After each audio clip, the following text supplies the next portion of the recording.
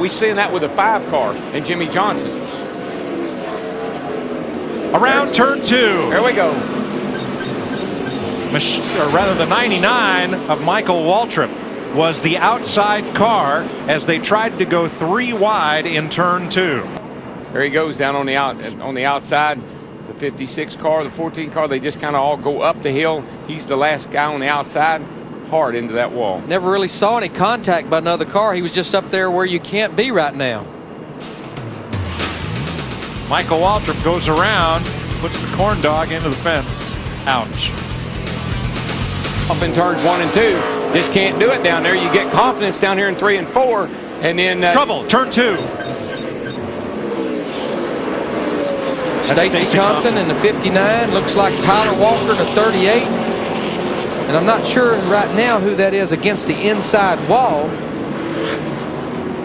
Tim Feedaway in the 12 car, brand new race car. It may pit this time. I don't know, Larry. So many cars right. I think some of these guys will stay out a while yet. 42 laps, and I'd be staying out, I think, right now.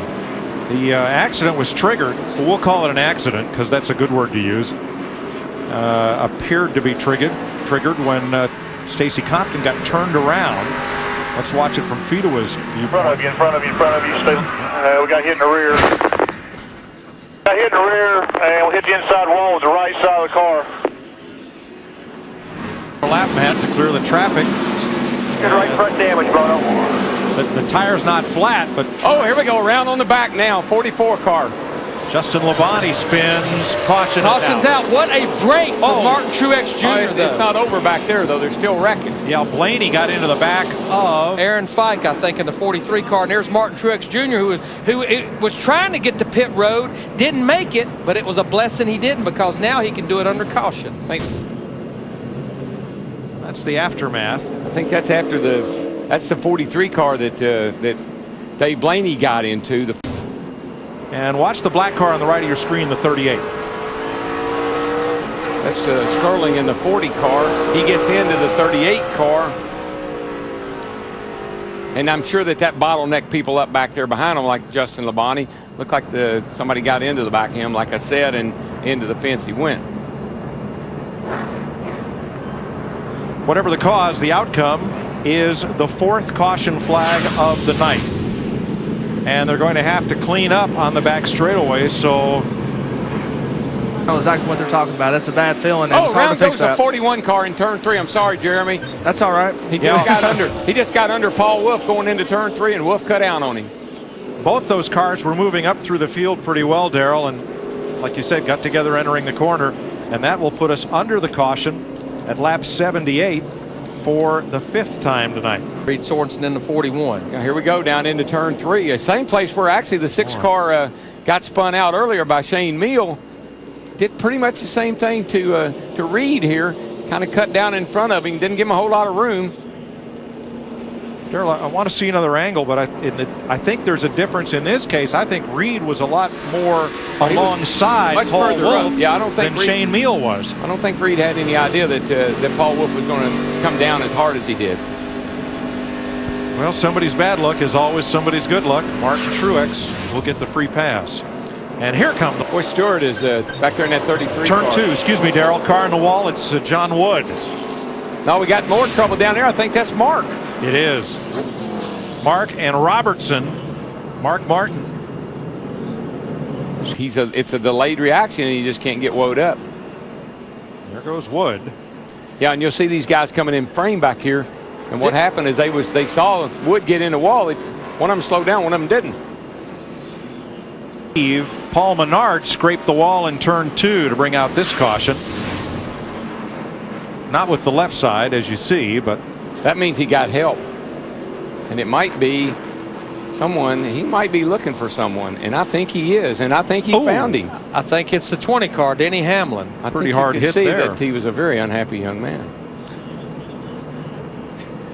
We're hearing that the black flag is out for the 11 car, and if you see there's a Denny Hamlin, the 20, he'll have to make a pit stop now because he has the left front tire rubbing. All right, now this was under green. Turn 1, and then just get hung together, really, getting into the turn, and can't get off each other. You see brake rotors glowing, and I'm sure Mr. Menard says that that wasn't very nice, Mr. Hamlin.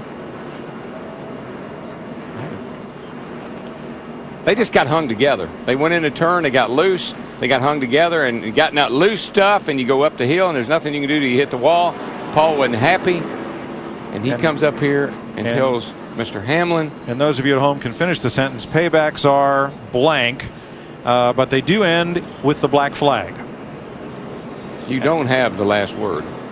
That is a lot of damage to that 20 car. I think he will have to come to pit road and get those fenders off of the tires. Now, definitely, He's got a lot of cars to pass, Mike. Yes, he does, but as we've all agreed up here, he's got the best car here. Oh, hard in the wall.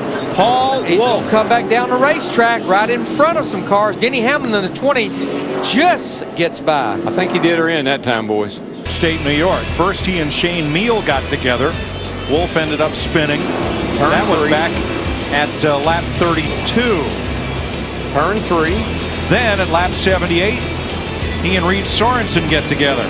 Turn 3. At lap 112, 3 sixes, 2 on Biffle's car, 1 on his. And the 4th one just now. And As he again tries to dive down, and this time gets into the 57 of Kyle Busch and goes for a spin. turn 3. Common denominator? Turn 3. Or 6. But he was turning down. But you can see how loose his car was getting in the corner. Yeah, he was history getting in there. And then, you know, it almost looks like a brake issue. Like he got a little too much rear brake in that bad boy and bringing it around. From David Stremmy's view. Keep it low. Caution is out. Caution is out. Well, we restarted, ran 2 laps, and the caution comes out again at lap 193. Turn 2 was the corner. You see damage on the 8 of Martin Truex, and Clint Boyer had a big moment that ended up with David Green. Let's show it to you here. Watch the 2. That's the center of the storm. Headed down into turn 1. He gets a big shot right there.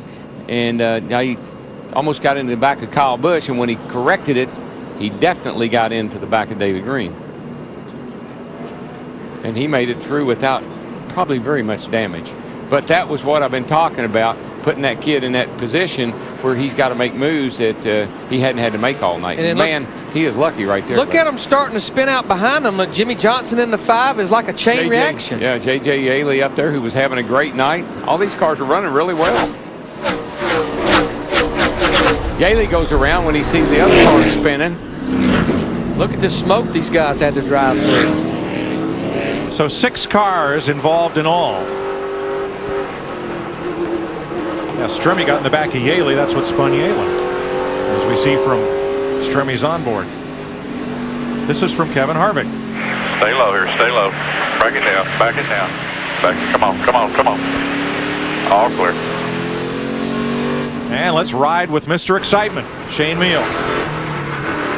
Drove right through there. Good job.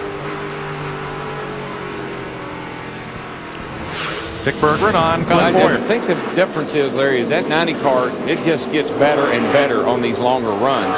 Lapped car drops to the inside. Caution is out. Nobody spun, but I think Martin Truex climbed the hill between 1 and 2. That may be part of it. Laps to go, and it was the number 8, Martin Truex. Goes in a little high, and that's all it takes to get you back in around. And he has just had a miserable night. From the time well, they never even dropped the green flag. Trouble on pit road, and it hadn't stopped. Truex will go to his pit. He is 1 lap down. Battling for 20 seconds. Still lead lap cars. In the wall, turn 2, Menard. And around goes Jimmy Johnson. Caution. We're rigged here. Let's have a look. 12th caution of the night. Good pass so far, but then just not a. Jimmy had a whale of a run going down into turn 1. Yaley was up off the bottom ever so slightly, but just not enough room for everybody to get through there. Now, it looks like Jimmy just cut down a little too much to me. I mean, it looked like he thought he had the 18 cleared after making that pass on the other 2 cars. He just didn't. He didn't have him cleared. Definitely does not look like the 18 car moves up at all. Well, now the 18 got loose. Got loose a little bit. He did go up the racetrack just a little. What happened was he got loose, and when he caught it, it shot into the 5. Yep. And I'm only guessing that the problem on the right front may have caused Menard to lock the brake up, trying to avoid that accident. Edwards gets closer every lap. Yeah, it seems like now that running just a little high doesn't hurt a thing. That's how Elliott was able to get the momentum. Turn 2. Up and in the wall, Stremme with Kyle Busch. Caution. But remember, there's still 3.5 laps to go. We will get one attempt at ending this race on the green. And I believe that's bad news for the 90 car. These two cars racing off into turn 1, and again, you see the guy on the outside almost like he chops down. But it also looked like that 57 car, like we've seen a lot, got loose getting in the corner. Got a little twitchy getting in. When you go on the outside of somebody like it, you can suck the back of that car on the inside around. He corrects and shoots into you. Here's Matt. And if Elliott does have a flat tire, what he's got to hope for is something happens back in the field. And the caution comes out again. Boy, he jumped him, I tell you that. Green flag. Elliott Sadler in the 90 car, he gets a good restart here. 2 to go. Johnny Sauter in the 1, though. He'd like to get back up there and take second from Carl Edwards. I don't think I don't know, Carl can get on the outside down here, maybe. No, he's going to try to root up under him. He's going to try to root up under him. I don't know if he can do that or not. White flag, he has one more chance. He pulls to the inside. I think he'll take the position going out into turn 1. I think he'll wreck. Sadler tries to pinch him. Sauter having trouble holding off the 4th place car. He gets him sideways. I think they might wreck. But they saved it. Here comes Sauter and Kane. It's going to be 4 cars under a blanket. And the winner, Carl Edwards. Awesome. What a save coming off turn 2, though, by Elliott Sadler in that 90 car. We won the race. Ties Mark Martin and Martin Truex for most wins this season with 2. He also won at Atlanta. Well, we First start at Richmond. Checkered flag. We have seen some exciting finishes here at this joint, I'm telling you right now. I think Brad Parrott, the crew chief, maybe I'll leave the stunts to his driver, Carl Edwards. Yeah, I think he just broke his leg. Nice cartwheel, Brad. But talk about stunts. Our driver has parked at the start-finish line. Over near the grass. I think that's smart. Safe landing that way. That's right. After all, he does have to race again tomorrow night. All right, so we've got a cartwheeling crew chief, and now we've got Carl Edwards. Second time this year a winner. 10.0. He stuck it. That would look good there. These fans love it. That's a 10. Oh, yeah, that's basically the classic Richmond setup and pass. And there's the post-race discussion between the first and second place finishers. Only one of whom is happy about it.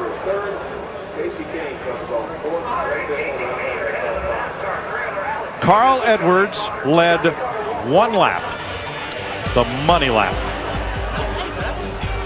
And we'll talk to him after this.